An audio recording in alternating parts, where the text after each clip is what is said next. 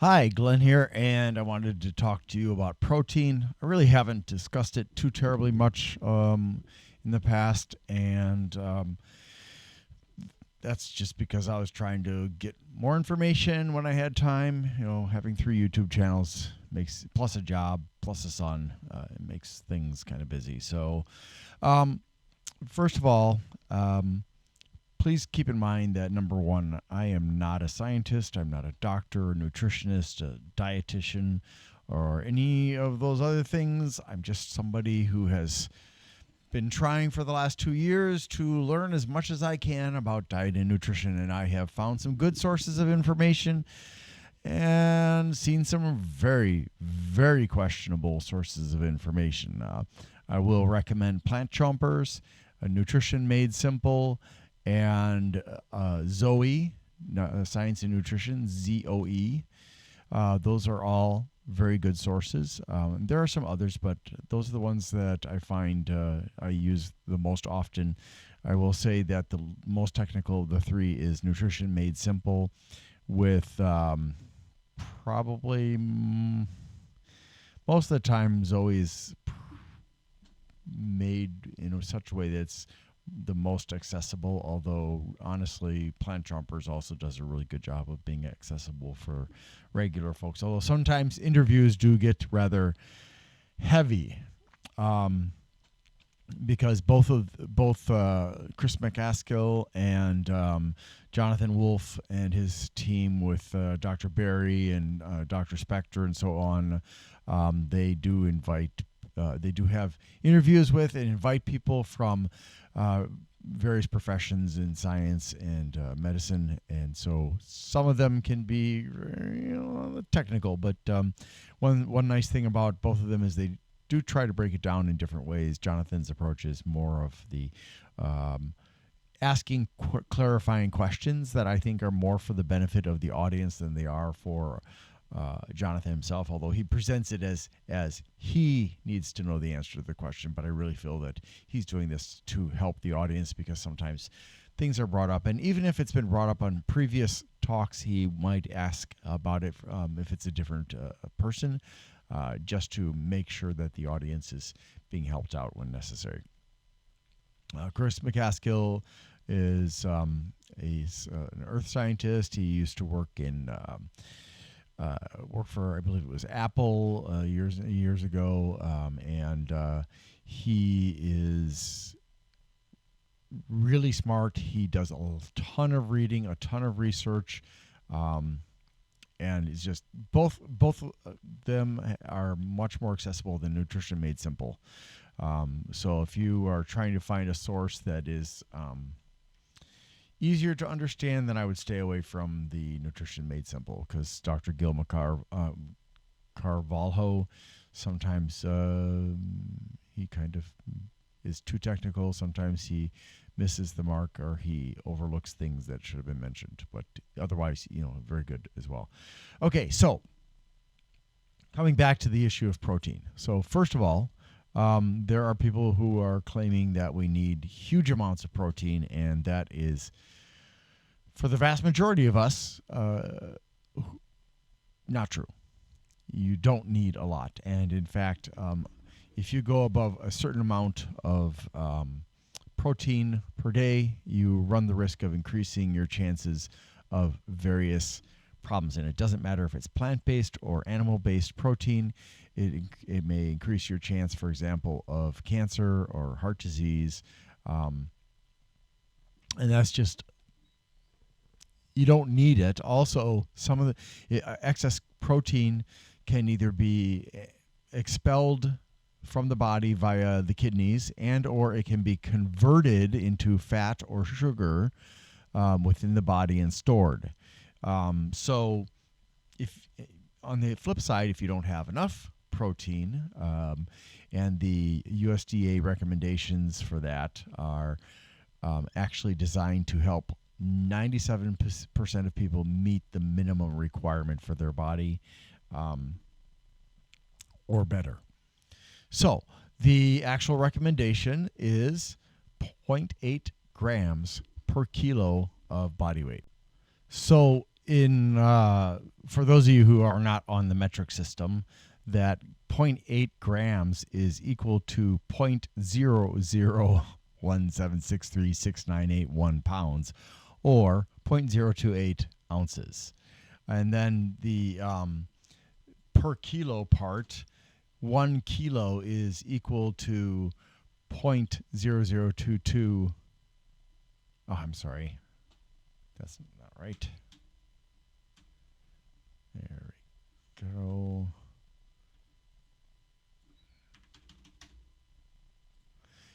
So 2.2 pounds. I decided not to tell the rest of the digits because there's a zero after the two. So yeah, so it's a fairly small amount per kilogram that you're going to need to intake per day, but or pounds, doesn't matter. Ultimately, unless you are a super athlete, like an Olympic athlete or somebody else who really, really, really is using a huge, how can I explain this? Just imagine that you are a high performance athlete. In that case, you could go for up to double that amount. So instead of 0.8 grams, that'd be 1.6 grams, which converts to 0.056 ounces. And instead of, and that would still be per kilo, so per 2.2 pounds. So 1.6 grams, 0.056 ounces per 2.2 pounds. But the average person, you and me and most other people that are going to be watching this, don't need more than what I said, the 0.8 grams or 0.028 ounces to meet your body's needs. Now, please remember, there are always exceptions to every rule. Anything I tell you, you may be in that group that is an exception. You may not. And I can't tell you that. I don't, even if I would love to be able to tell you that. That would be fantastic. But I don't have the knowledge in that area to say if you have these qualities or symptoms or markers or whatever, then you're going to need this.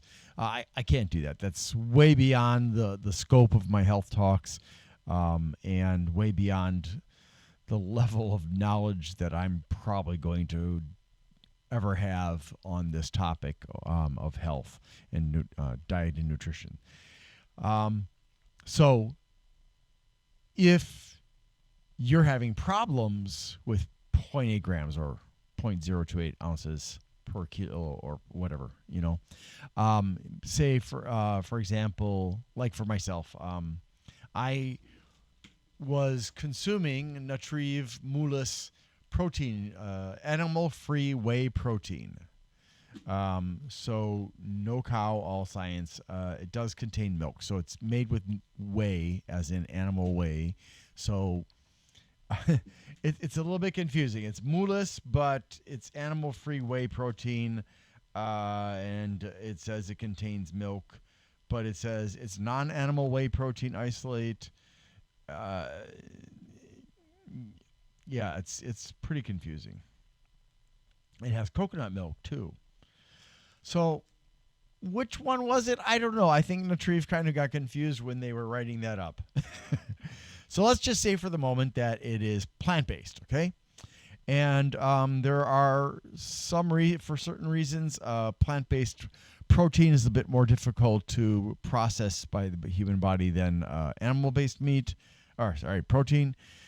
So I was consuming this. I would have like 1 or 2 pouches per day, and I would mix it with milk substitute, so like soy milk or almond milk or something else like that. And I also started adding in an avocado, because avocados have a lot of really healthy fat in them, and that's important because we do need healthy fat, right? Or healthful fat, to be more precise.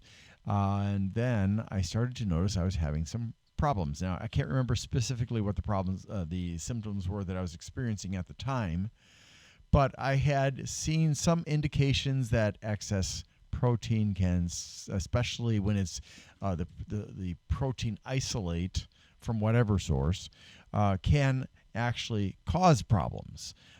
So I stopped, and the problem went away within a matter of a couple of days. And then after about a month or so, I started consuming them again using the milk substitute and the avocado, but only 1 pouch per day in the morning. And after several days of doing that, I started to have some very concerning heart-related symptoms. Increased angina, especially. And whereas previously the angina that I had was close to the breastbone or the sternum, and it was just like a small point that was rarely painful, but mostly just like a pressure. This time I was having on the opposite side of the heart a general area of mild pain. So it's a completely different sensation than what I was familiar with. And that was pretty scary. And so I stopped consuming it. And I happened to see my cardiologist, my new cardiologist, because the last one did not impress me, because he doesn't know anything about nutrition. And 90% or so of heart problems are from nutrition. If you're a cardiologist and you don't know about nutrition, you should not be a cardiologist. So go and learn or quit. Go back to family practice. Or just stick to surgery. So anyways, I met my new doctor, and definitely more knowledgeable than my old doctor, although he also did not know anything about Dr. Dean Ornish's heart disease reversal program, which is clinically proven. And basically, I explained to him my diet. I mentioned about my YouTube channel with the food and food and beverage reviews. I also told him about my job, where I get a lot of physical exercise, and that I have a low sodium lifestyle, and I don't consume a lot of dairy because my body doesn't like dairy, and so on and so forth. And he said, "You're doing everything right." And he said, we could do this and that and the other thing. And after discussion together, we came to the agreement, and I think it was already it was an easy to make agreement, because the indicators suggested that the alternative steps that he suggested weren't necessary. But basically just to wait and see. And that's what we decided to do. And part of that was because of the symptoms having already quit again, the natriuretic mollis. I was already seeing a receding amount of symptoms, or feeling, I should say, not seeing. I was experiencing less of that general pain to the left of my heart. This is my left over here, okay? And so within a few more days, I stopped having the symptoms altogether. So I think this is now Wednesday. I think the last time I had it was Monday. So yeah, it's really frustrating, because making these with water sucks. They don't taste good. And some of the other 2 flavors that I tried tasted they taste now this one you can mix with juice and it tastes good as well. This one with juice, no, not so much.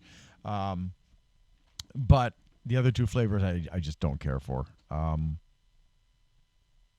point here is that, number one, the vast majority of us do not need huge amounts of protein. Number two, the protein can come from animals or plants, but protein isolates are not necessarily a safe form of protein, and the further away you get from a natural source of protein, be it an animal or a plant, the more likely you are to create problems. And that's why one thing that most nutrition experts will agree on is that you should be avoiding highly processed and ultra processed foods as much as possible, which I know is hard for some of you because you feel you don't know how to cook. I taught myself to cook by, number one, I learned how to use recipes, but number two, I learned from using boxed food like hamburger mixes with pasta and stuff like that. I won't name the brands. And I was like, well, this is what I would do if I had that boxed food. So why don't I just save myself money and make it and just kind of do it the same way I did it with the box? And that's what I did, and it worked fine. And I've had to modify my diet over the years to stave off the buildup of calcium and plaque in my apparently one artery, according to my new cardiologist, which my old cardiologist did not inform me that it was only in one artery, which is kind of irritating. It would have been nice to know that the blockage I have is in one artery. But getting back to the subject. So those are some of the points. And I think those are the most important points for me to share with you at this time. But let us not forget, some people, because potentially of having been bitten by something that transferred a disease to them that makes it impossible for them to process meat because they no longer produce the enzymes necessary for meat, and eating meat can kill them. They'll go into anaphylactic shock. For those people, your protein source has to be from plants. And for those of you who cannot synthesize cholesterol or cannot synthesize carnitine, which most of us can do, you must eat meat. And there are a small number of people who, because of genetics or whatever, can live on the carnivore diet indefinitely. However, a lot of people on the carnivore diet, including Arnold Schwarzenegger, Dr. Paul Saladino, and several others, had a choice to either back off the carnivore diet, and Arnie used to make fun of vegans. There was a movie in which he did that, actually, as part of the movie. And he's now, I'm not sure if he's a vegan or a vegetarian, but he actually managed to save his own life by changing his diet and getting off the high animal-based food diet, and now advocates for a more vegan approach or more plant-based approach.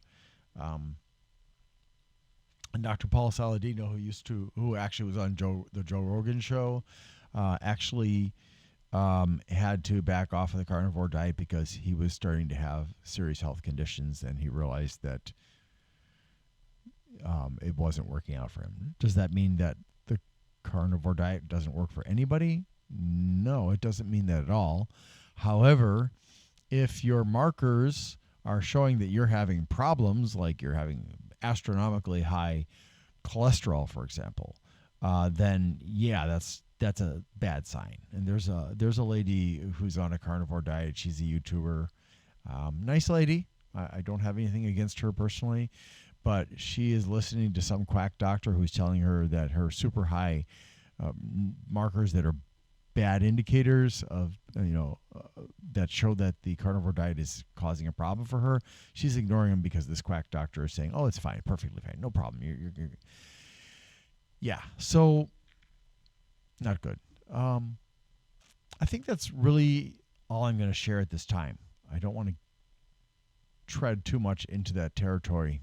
I would say that ultimately, if you want to have a good diet, if you have a good balance of fat, protein, and complex carbs, not simple carbs, because simple carbs will just kill you, and Not too much salt, because salt actually can cause, as I've explained previously, can cause damage to the blood vessels and lead to things like arteriosclerosis and atherosclerosis, as well as other problems. So, in moderate, in reasonable amounts, and the American Heart Association recommends 1,200 milligrams per day, and the old recommendation was, I believe, 2,300 milligrams per day. If you start to have palpitations, or you start to have angina or pre-angina, which is where you feel some things like pressure, like little points of pressure, try reducing your sodium a bit more and see if that makes a difference. It may not be the sodium. It could be you're eating too much protein. It could be caffeine. It could be really high cacao chocolate, which I had a problem with a few years ago. It could be other things as well. But if you start noticing you're having these symptoms like that, you should back off of things and see if that helps. And it may take a few days. It may take a couple of weeks before you stop having those symptoms. So just be patient and understand that how much damage you have done to your body is going to dictate how rapidly your body is going to heal. So thank you for listening to this health talk, and I hope it was helpful for you, and I hope you have a great day.